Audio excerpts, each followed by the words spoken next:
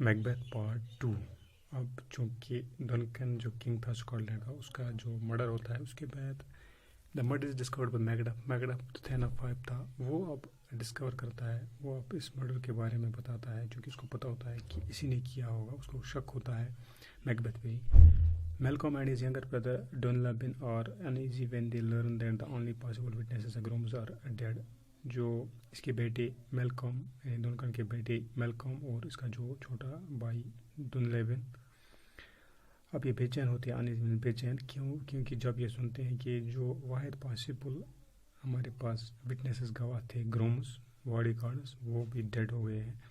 Macbeth confess that he has killed them in rage at their crime. तो Macbeth वहाँ से confess करता है, एतराफ़ करता है कि मैंने इनको मारा। रेज मीन्स गुस्सा, मैंने इनको गुस्से की वजह से मारा, जो इन्होंने क्राइम किया, जिन्होंने बादशाह को मारा, तो उसकी वजह से मुझे गुस्सा आया तो मैंने इनको मारा। The two princess escape from Scotland and Macbeth assumes the crown. तो इस तरह से ये जो दो प्रिंसेस थे, ये जो दो भाई थे, डनकन के बेटे थे मेलकॉम और डनलेबिन, ये स्कॉटलैंड से भाग गए और मैकबेथ इस तरह से उसने ताज पहना। Macbeth now plans Banquo's murder. अब इसका प्लान था बेनक्यो को मर्डर करने का, और अब इसने किया बेनक्यो का जो मर्डर वो किया, but is displeased about his son Fleance इसके, मगर ये नाराज़ था। डिस्प्लीज मीन नाराज़, क्योंकि उसका जो बेटा था फिलेंसिस वो भाग गया वहाँ से।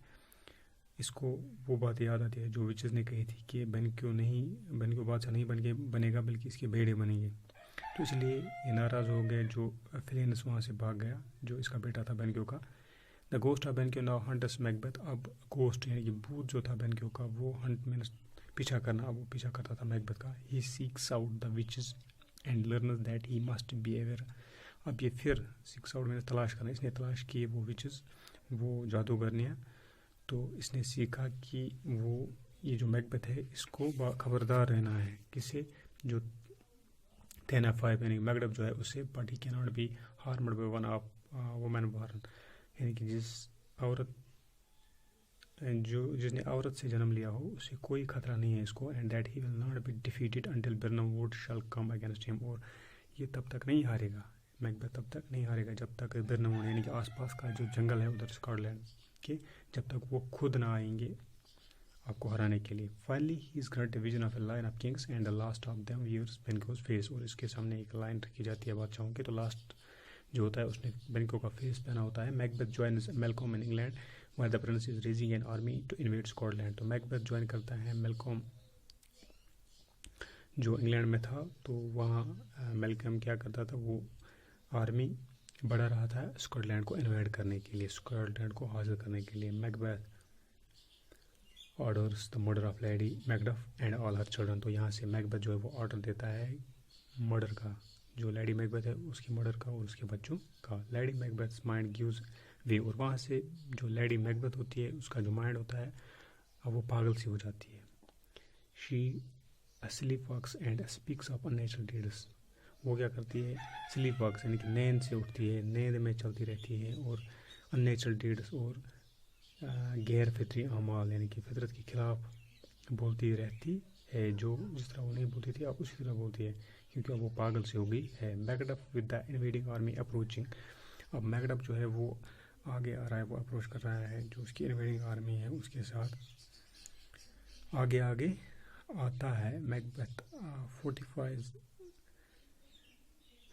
दुन स्नेन कास्टल नियर बिर्नम वुड। तो अब मैकबेथ जो है ये मजबूत करता है जो दुनस्नेन यानी कि जो हिल है, Dunsinane Hill, it is near village Collace in Scotland,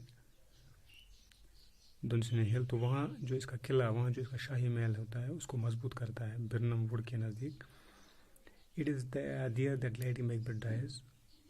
तो यहाँ ही लेडी मैकबेथ जो है उसकी मौत होती है। while the soldiers of Malcolm and Macduff use branches of trees of the birnam wood as camouflage for their assault on the castle। तो यहाँ पे क्या करता है मेलकॉम और मैकडफ जो है, इनके जो सोल्जर्स है वो ब्रांचेस ऑफ ट्रीज, जो बिर्नम वुड के ब्रांचेस ऑफ जो ट्रीज है वो ये इस्तेमाल करते हैं।